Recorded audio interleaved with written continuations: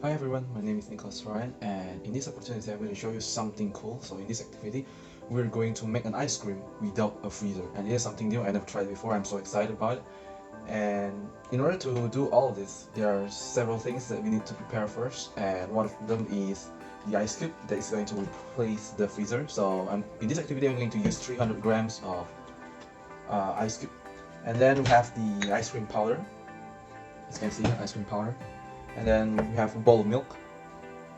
We have a big cup of water, and in this activity I'm also going to separate the amount of salt that we're going to use, because besides making ice cream, this activity also wants to prove a theory that is related to chemistry I'm going to explain later. So we have 75 grams of salt, and the other we have twice as much, which is 150 grams. And then we have two small bags, and we have two big bags. So the first step to make this ice cream is we're going to take our powder, and then we're going to mix it with the milk that we prepared before, and also a little bit of water from the big cup of water.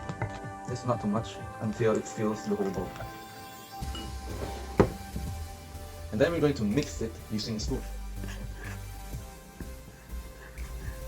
After dissolving the ice cream powder with the milk and the water, next up we're going to put both of these into the small plastic bag that we prepared. So after filling up this bag with both different creams, the chocolate and the strawberry, next up we're going to do is we're going to fill this big bag with both of these salt.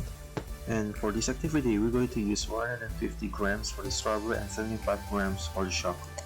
Now, after we fill these big bags with the salt and the ice cream, next up is we're going to pour the ice cubes that we prepared before into these two bags. So, after finish putting all the salt and the ice cube and the ice cream into the big bags, next up we're going to put both of these bags into a plastic container. And after that we cover this up, and then we will cover the other.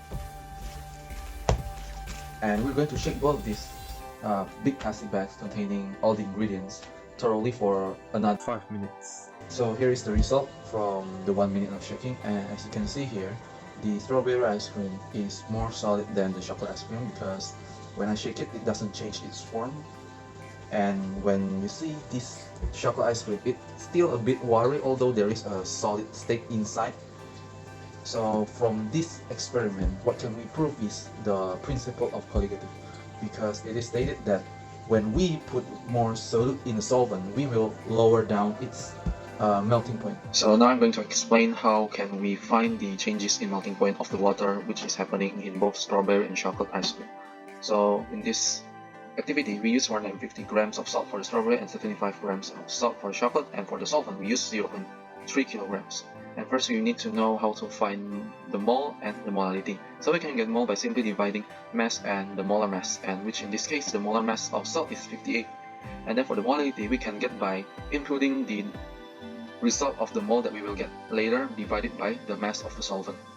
And then we finally come into our next equation, which is the equation of finding the change of melting point by simply multiplying the constant of water, which is 1.86, and the molality, and also the factor of 1/2. And the reason why we need this, because salt is electrolytes, so we need to require the factor first, which is in this case is 2. And for the strawberry, we can count the mole by simply dividing 150 grams of salt with its molar mass, which is 58. So we will get 2.58.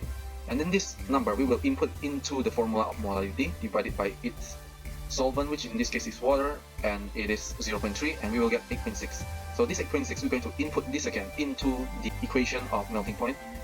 So we will get 1.86 times 8.6 times 2, which is minus 32 degrees Celsius.